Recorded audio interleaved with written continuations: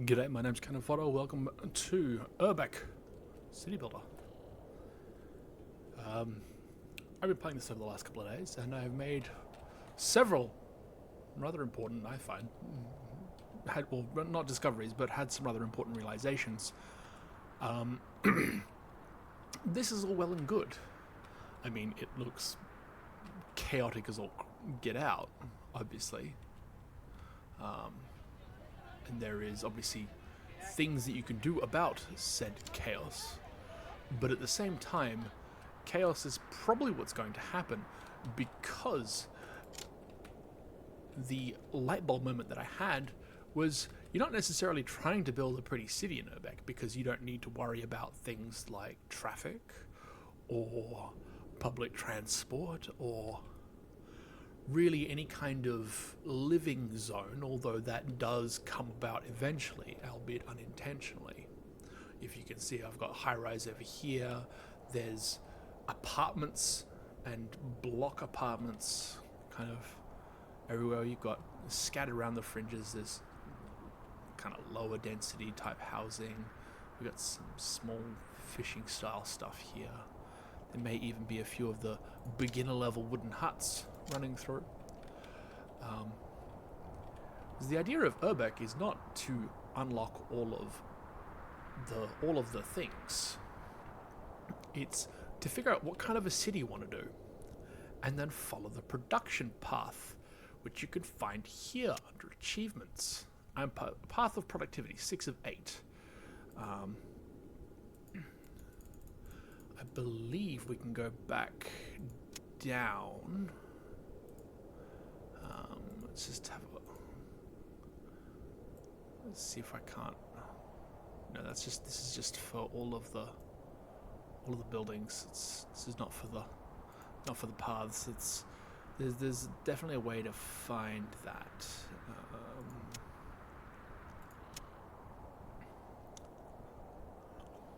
Planning mode. Interesting. Anyway, so it's figuring out what kind of path you want to take, right? So by placing a certain amount of a particular style of building at the very start, it'll send you down a path of some description, and then your job is to fulfill it.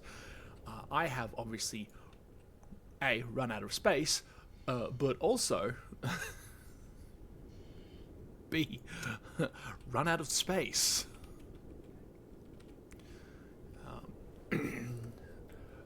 Purely because I was trying to unlock all the things and to try and get buildings to upgrade and do things, and along the way I discovered that I had run out of space. I had run out of space to build more than a couple goods factories, which are over here. I had run out of space to make more 3-story iron miners' houses because my iron production was suffering in a big way. I ran out of space to put down, farms and what have you. I've been kind of looking through all of the policies. I don't have a city hall yet to get to the level 3s, which is going to help with some of my food stuff. Have I unlocked yet? Mental health, mall, radio station, Ministry of Security. I don't have the authority or the population for that, but there are a few things through here that obviously, so the last one was like, oh, you need 4 silos or 5 silos, and I had upgraded all mine to modern grain silos because my food production was just awful. Farm fields, upgrade to pumpkin fields. I don't know how to get a haunted house. So there's something. At some point, these little blocks of tree, well, that one needs to stay anyway, but there's a block of trees up here, and there was a large one here where those farm fields are. That they will go. If I continue playing on this map, I will need the space for other things. But the idea of Urbek is to not unlock all the things and to make your buildings grow and to make everybody happy and to unlock all the things and build all the buildings and get everything upgraded to its maximum whatever. Nope, it's to follow the achievement list. which, if I'd been following the achievement list, I would actually have areas where I have no pollution, so I could build more orchards, rather than just this strip of dirt over here. Because I can't build orchards anywhere else, because everywhere else is covered in pollution. So if I look at... Oh, look, there's a mini-map. There's actually no way of showing pollution. It's just, you click on a building, there you go. Well, so you look at the stuff over here on the side and you go, okay, so now what? You know, 0 or less pollution over here. Okay, so there's no pollution over here. Is there any pollution over here? Oh, it doesn't say. It says there's wood. The best way to find out if there's no pollution is to grab yourself an orchard and to see. 12 pollution. 2, 0. But it needs a farmhouse nearby, and farmhouses need farmland. So, you may be thinking about, oh, don't you need the wood for the lumber camps? As it turns out, no, you don't. Goods factories produce 200 lumber. So we look over here under wood. We currently produce 895. 800 of that is from our 5 goods factories. 50 from our sawmill, of which we have 1. And 45 from various lumber camps. There is one there. There is one here. I believe, yeah, so 15, so 45 is 4. 4 lumber camps.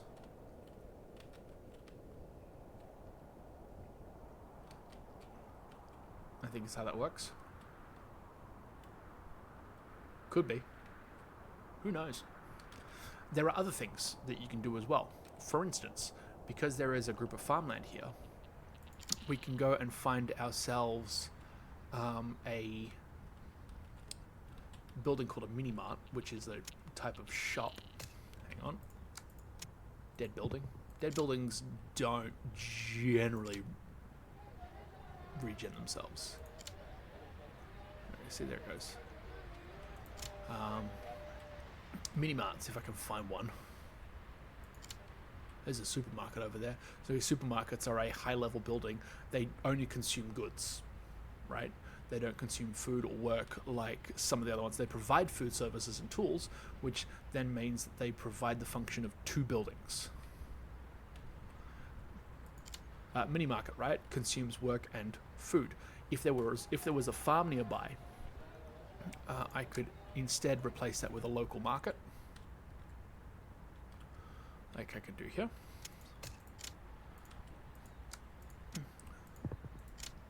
Which has farmland around it. That only consumes work, doesn't consume food, which helps towards my food budget, which then would help me towards, say, for instance, there is, further at the start of this path, there is like a food production and a work production requirement to get to the next level, and that would help with that, right?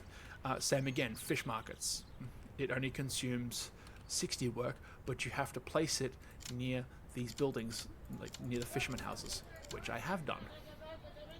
Right there, fish market. 8 or more fishermen in a region. That would no longer be viable if all of these changed into something else, which a couple of them have done. Purely because of the industry nearby creating pollution. And the farm shed, right? Farm sheds, they produce 700, so it's like you basically balance the cost, right? So that's 20, which I believe at the outset I think is around 15. So it's, you know, very little. And so then those get replaced with the tenant farmers, who their own production would then get boosted by the landlord's house, right? As well as the farmhouses produce 100, so 75, 100. That's then 300. You've got just a standard grain silo. Do I have one? No, I do not. It's all been upgraded. You can look down here. A normal grain silo is 200, and then a modern silo is 400, so double.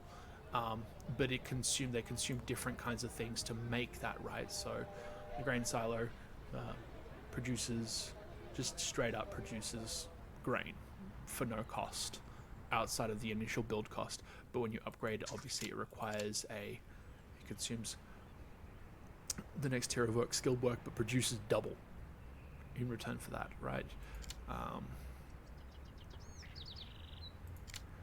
The one grain silo also requires for you to build warehouses nearby, which give logistics but also pollution,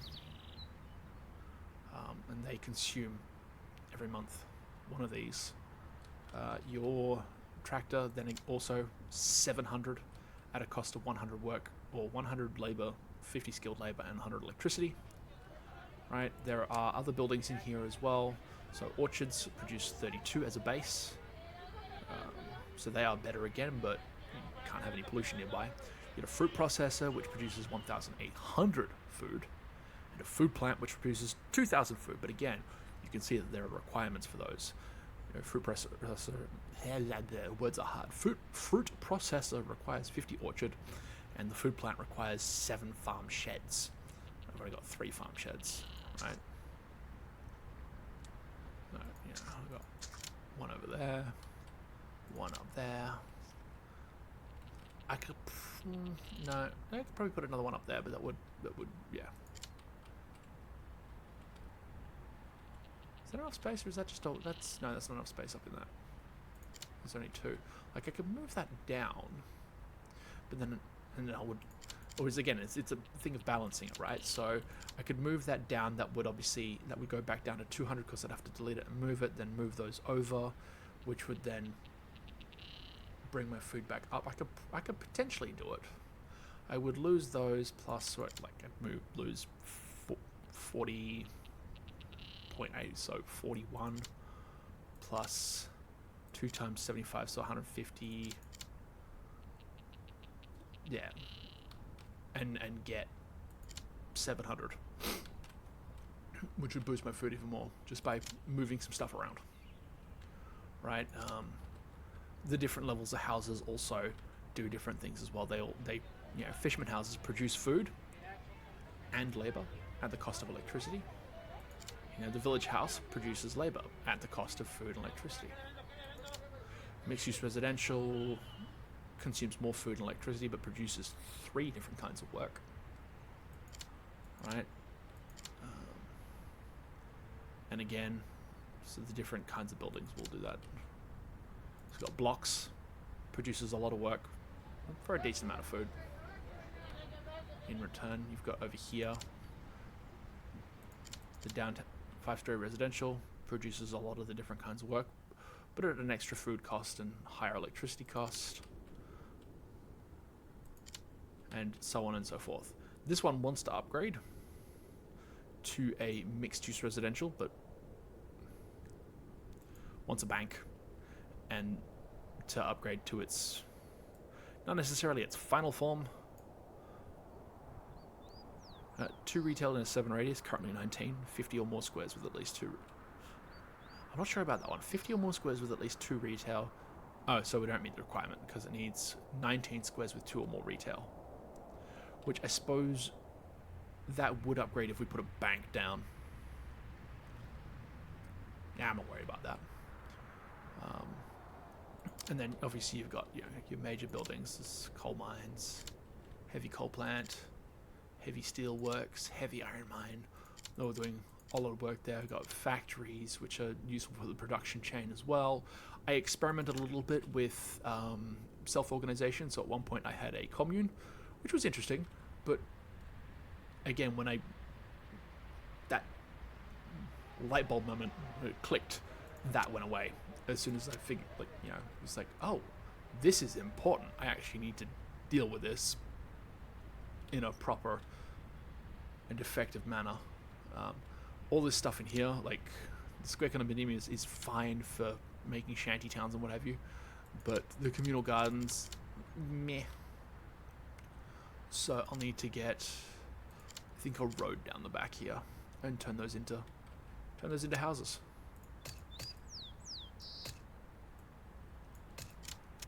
Because it's not necessary. And then some more of those houses will become blocks. As you see, the numbers change as things grow in, so, people eating food. Right, so they'll go from a shanty town with 15 work for 10 to a blocks, which is 60 for 40. As soon as everything comes in. And then, see, poor suburbs. Doesn't have a square condominium, so they will revert to another style. This out here, Football Pitch Plus, needs a green space nearby, so I'm going to actually delete that and place a park just so I can keep the football pitch, because it does provide a large amount of leisure for the area.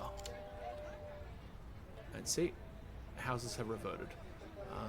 One of those poor ones converted to a parking lot because there's not enough connectivity nearby. We can fix that very easily with a bus stop. Boop, done. That will then upgrade into a downtown house, or immediately do a downtown 2-story. Downtown 2-story, almost immediately. And then it'll go into a mixed use, maybe a mixed use commercial. There we go. Things are upgrading fast. Then that changes the values on the side, which doesn't help me right now, because I'm basically at the end of this chain. I might try again for another video and let you know how everything goes. But this is what I've been doing. I've been slowly building up this map. It's a small. I decided to limit the amount of space that I was doing, just because I didn't want to put what essentially was effort in. Yeah, that went well. So we will have to, I reckon, at some point. Let's see. Can I put a dock down? No, because it's all within that area. Maybe we get some houses in. Maybe we screw over our food production even more. Yeah, because they become mixed shanties and seaside.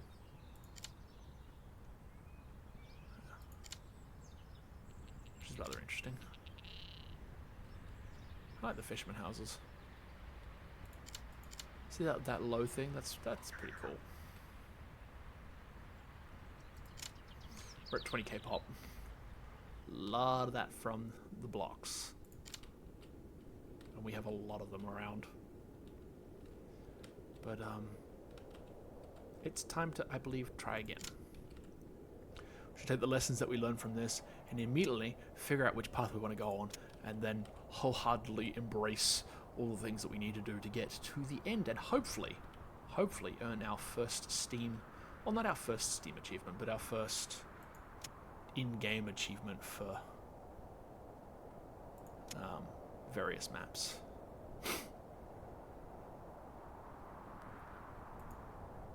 We do have a couple of bicycle stuff running around, so we'll do that. We have one. Okay, never mind. I thought we had more than that. Eh, whatever. There we go. We'll just increase our connectivity. Increase it. But it's a cool little city builder. The viewpoint stuff does get a little confusing at times.